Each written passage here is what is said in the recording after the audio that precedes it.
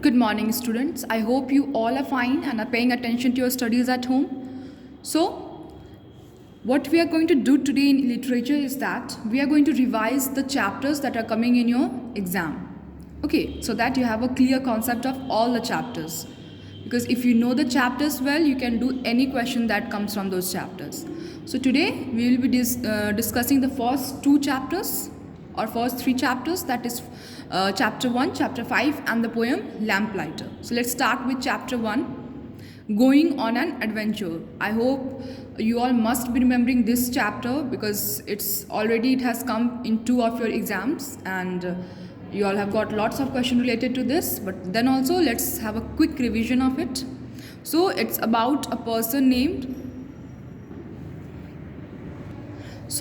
this chapter is about a person named Mr. Quixana, who has a lot of fascination, lot of admiration for knights. जो योद्धा होते थे उनके लिए उनको बहुत ज़्यादा उनसे प्रेरित थे, वो उनको उनके जैसा बनने का बहुत शौक था. And he use to love reading stories of knights and their deeds, deadly deeds, उनके वीर गाथाएँ, उनके कैसे उन्होंने युद्ध में फाइट किया, कैसे उन्होंने वॉर्स जीते, वो सब पढ़ने में उनको बहुत अच्छा लगता था. And he himself wanted to become a knight, a warrior. So one day he decided that he will go and change the world by fighting against all the evils, all the dangerous things, all the wrong things. He will fight against them. So he went and he got himself a dress of knight. जो भी knights जैसे dress up होते हैं वो उन्होंने सब कुछ किया. knights के पास एक हॉर्स होता है राइड करने के लिए, उन्होंने एक हॉर्स भी इंतजाम कर लिया. Then knights also have a assistant. So उन्होंने भी अपने लिए एक असिस्टेंट हायर कर लिया जिसका नाम क्या था, Sancho Panza. And he along with his assistant went out on a journey to fight a war, to fight against evil, to fight against bad and establish good in the world. Okay, और रास्ते में जब वो जाने लगते हैं तो उनको दूर से एक आदमी हॉर्स पे चल के आते हुए दिखाई देता है, राइड करते हुए दिखाई देता है, जिसने एक हेलमेट टाइप का पहना हुआ था और उनको लगता है कि वो मैम्ब्रिनो का हेलमेट है. मैम्ब्रिनो वॉज अ Mambrino का हेलमेट है. And Mambrino helmet was, why was it famous? Because Mambrino was a man who owned a golden helmet. उसके अंदर मैजिकल पावर्स थे. ओके, Mambrino का जो हेलमेट था गोल्डन हेलमेट, उसके अंदर मैजिकल पावर्स थे and it was very famous helmet. Okay, तो Mambrino का किसी ने हेलमेट चुरा लिया था. ओके, तो उनको लगा कि कहीं ये वही हेलमेट तो नहीं है, और उनको अपना पहला जो वॉर था फाइट करने के लिए, जो वॉर चाहिए था वो उनको मिल गया. नाउ अब उन्होंने अपना मिशन बना लिया कि वो मैम्ब्रिनो का हेलमेट उस चोर से ले करके उसे वापस दिलाएंगे. यही उनका मिशन है. So that was this story all about. It was about mister क्विक्साना who was a very fond man for he was very fond for the stories of knights and wanted to become like one.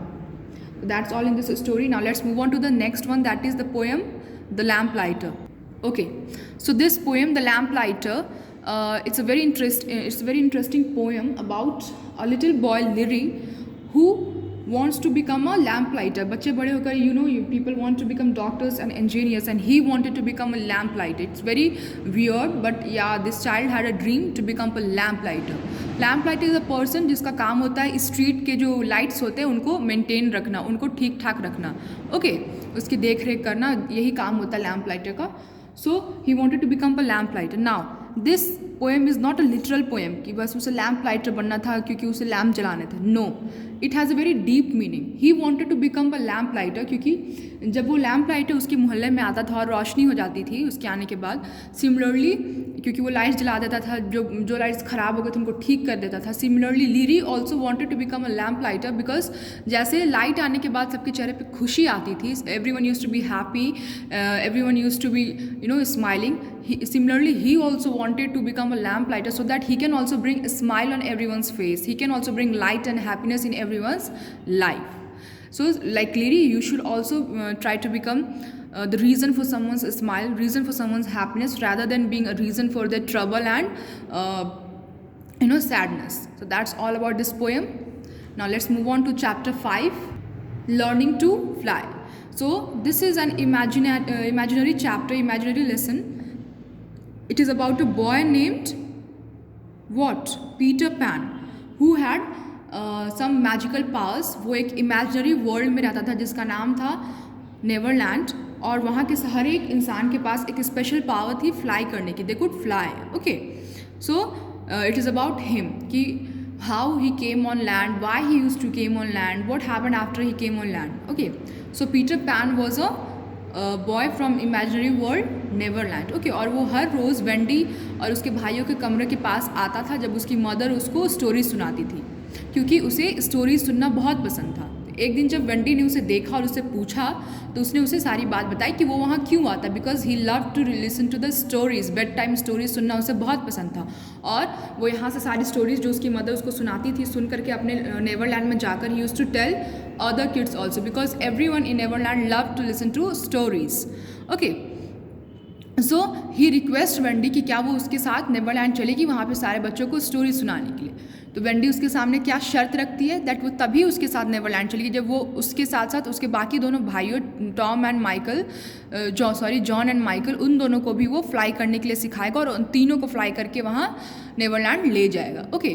तो वो फिर उन तीनों के ऊपर magical dust spread करता है जिसमें वो पावर्स थी कि कोई भी उड़ने लगता, और उसकी हेल्प से वेंडी और उसके दोनों भाई भी फ्लाई करना सीख जाते हैं। और जैसे ही वेंडी और उसके भाइयों के पेरेंट्स जो हैं मिस्टर मिसेस डार्लिंग, जैसे ही वो आते हैं स्टार्स, जो स्काई में स्टार्स होते हैं, वो पीटर को वार्निंग देते हैं that the parents have come, and parents के रूम में पहुंचने से पहले ही वो उन तीनों भाई बहनों को लेकर के नेवरलैंड फ्लाई करके चला जाता है। So that was the story. So these 3 chapters, I hope आपको फिर से कॉन्सेप्ट्स जो भी आप भूल गए होंगे क्लियर हो गए होंगे। And in the next video will be discussing the next 2 chapters, that is chapter 7 and 8. Thank you.